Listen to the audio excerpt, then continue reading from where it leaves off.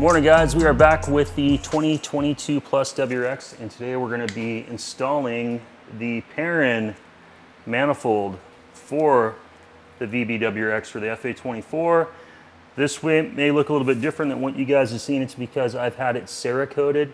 So I had it Cerakoted in a titanium color scheme, and I had it done by Cadillac Coatings in Tucson. And so I'll put a link in the description down below for his shop, as well as a little bit of video up for you guys to see.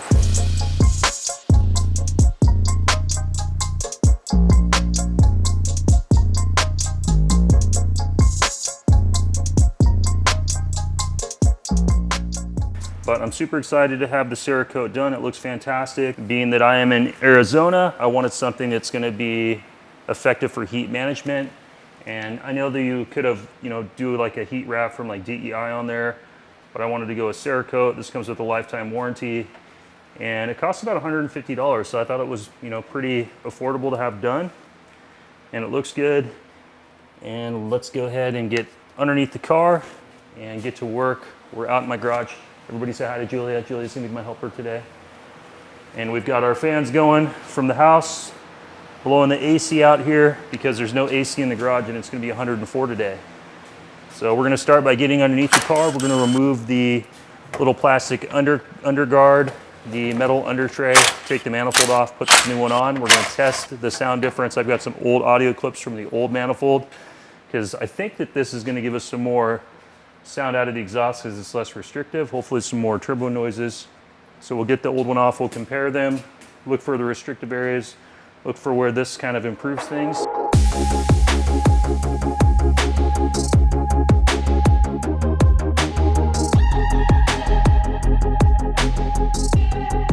All right, now that we have the stuff off on the underside, I can see that I have a little bit of an oil leak. So I came up to the engine bay, checked my oiler separator, made sure that the drain line and everything that came out was good. I don't have any oil leaks from there. Checked all the lines from my oil cooler.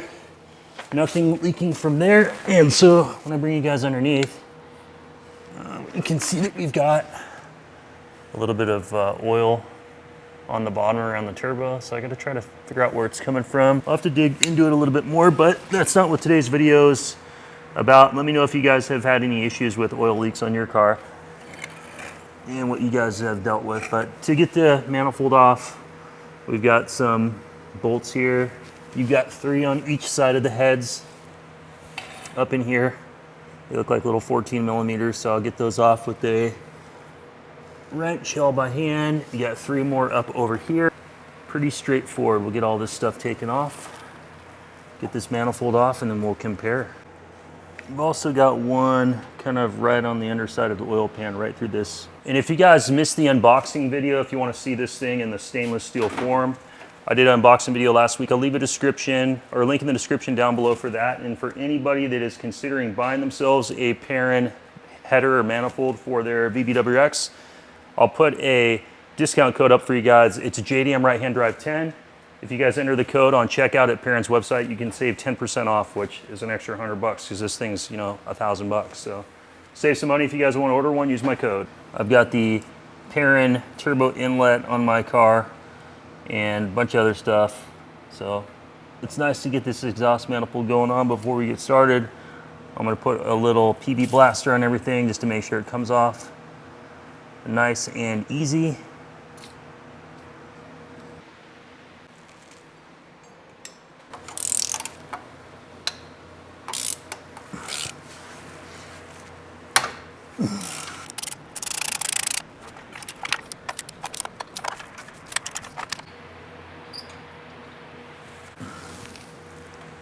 You're gonna wanna use a 3/8 inch with a long socket to get in here.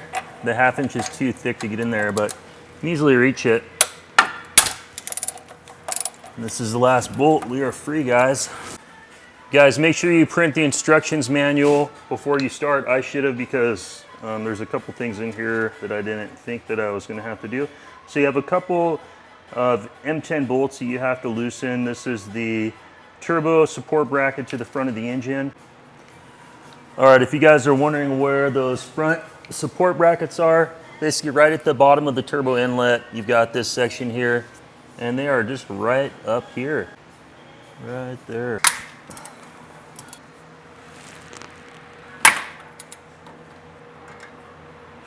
All right, let's locate the last 14mm bolt. So basically straight up between the J-pipe and the manifold.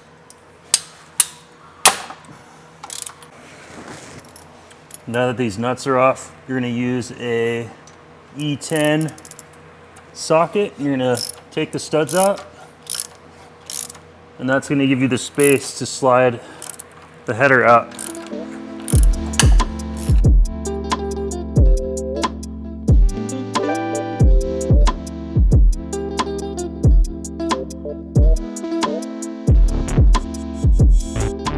Okay, so I've got both manifolds side by side, and I wanted to compare them up close so you can see here with the new Perrin design versus the OEM design how you have all these skinnier kind of pinch points and different shapes and changes, especially over here where you can see where the piping kind of tapers to a smaller size, and then it's bigger here, and then it tapers back down again on this side where it's smaller, versus, you know, the Perrin is more uniform all the way through, so it's going to flow better, it's going to have less restriction and more horsepowers. So let's put the heat shield on, which we have sitting over here. Took all the other heat shielding off so we can kind of see what it looks like. So we'll throw that heat shield on. I wanted to take a look at the twin scroll on the inside of the manifold, if you guys can see in there. And they both are very nice. Even like the where the flange comes through here, you can see there's a little bit of area where the piping has kind of a little bit of a gap where it would cause turbulence, where this is smoother. So I think overall this is going to be good. So let's get it put on.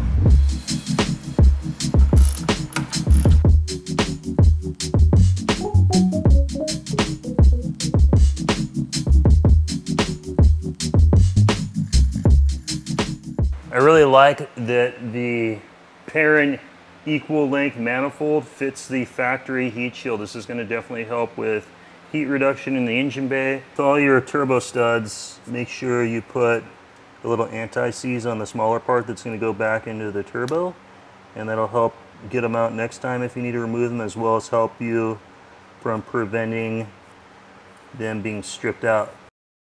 You're going to want to go ahead and bend these tabs on the turbo upper heat shield to be flat in order to allow enough space for proper fitment for the Perrin manifold.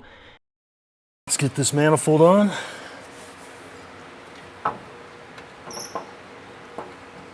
Make sure you tighten your 6 manifold nuts to the head, and make sure you guys use lots of anti-seize in all the hardware before you begin the full install.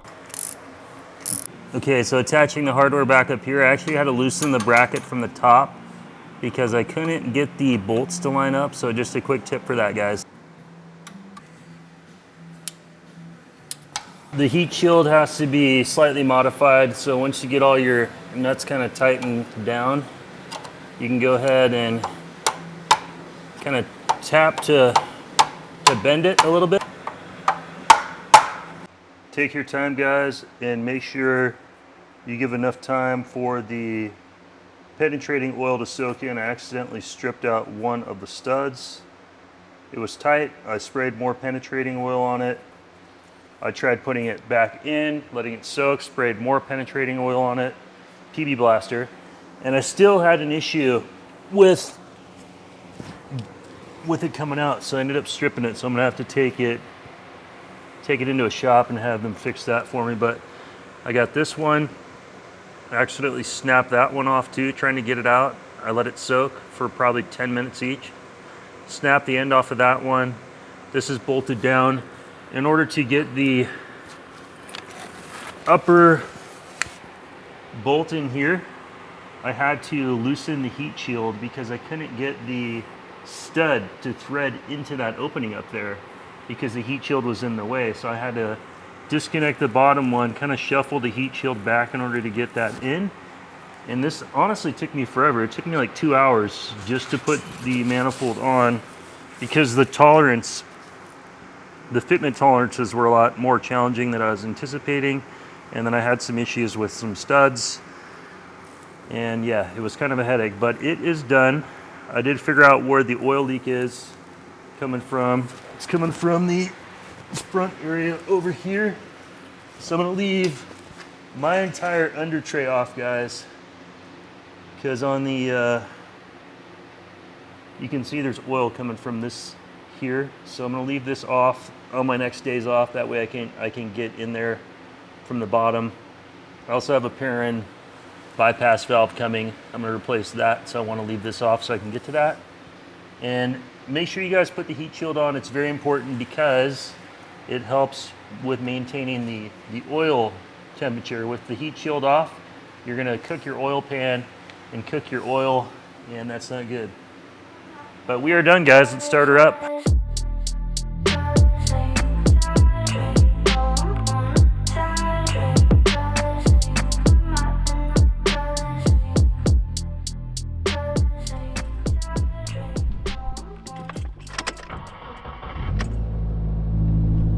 Sounds the same for initial startup. I don't hear any difference in sound.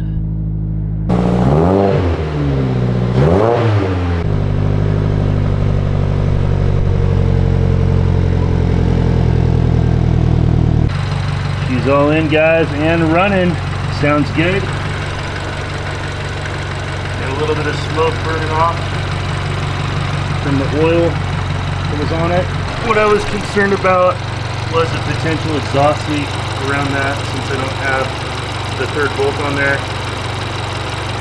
I don't hear any exhaust leak, so we're good. We'll run it that way for a couple of, maybe a week or two, until I can get into a shop, have them help me set that exhaust stud. Figured while we had the car up in the air, it was a good time to go ahead and rotate the tires. Let me know also, guys, I've been contemplating doing the J-pipe. So let me know if you guys want to see a J-pipe video. Leave me a hashtag J-pipe, and I will consider getting that video made and get that part coming. So I think that'd be pretty much the last thing that I'd want to do to this car, and it would be full turbo back exhaust, and that should really open up that turbo sound and hear that turbo spool sound. So we'll have to get a high flow cat here, and then a high flow cat for that rear section as well.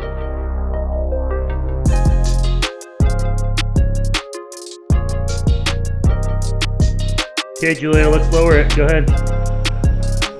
Let's get this girl on the ground. Take her for a drive. Keep going. Good job. All the way. Keep going.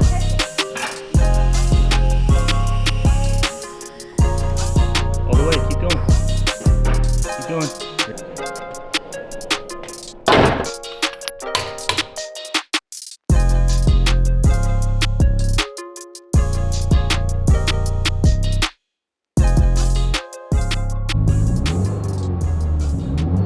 Let's go drive it, see if we feel any extra horsepower and if we pick up any extra turbo noises.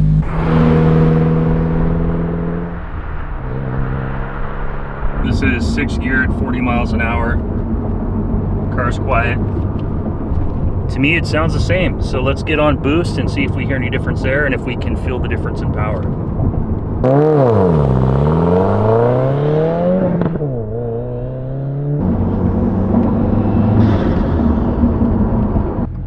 Here we go. Do a first and second pull.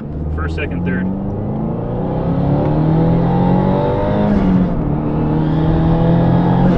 She's definitely making some more sounds above 4,000, and I feel a little bit extra spice in the power band for sure.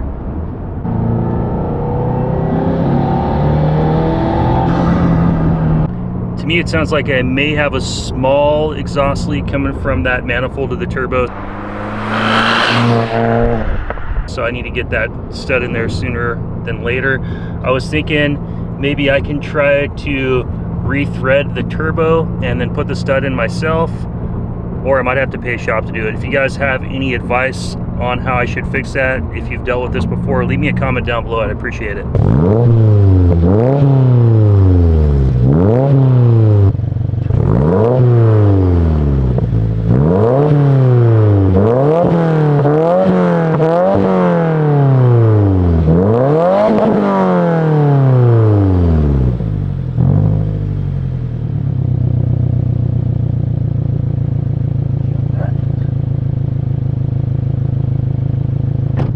So as far as the sound coming out of the exhaust versus the OEM header, honestly, I don't hear any difference in additional turbo noises or exhaust notes. So I think honestly we're gonna have to get the J-pipe, go with a wider, you know, more open cat, higher flow to get that turbo spool noise out of the exhaust.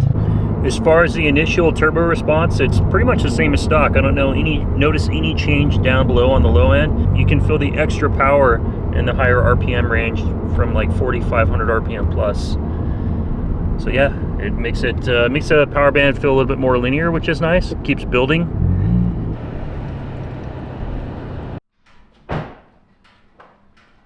Definitely sounds a little warm. I think those are the brakes.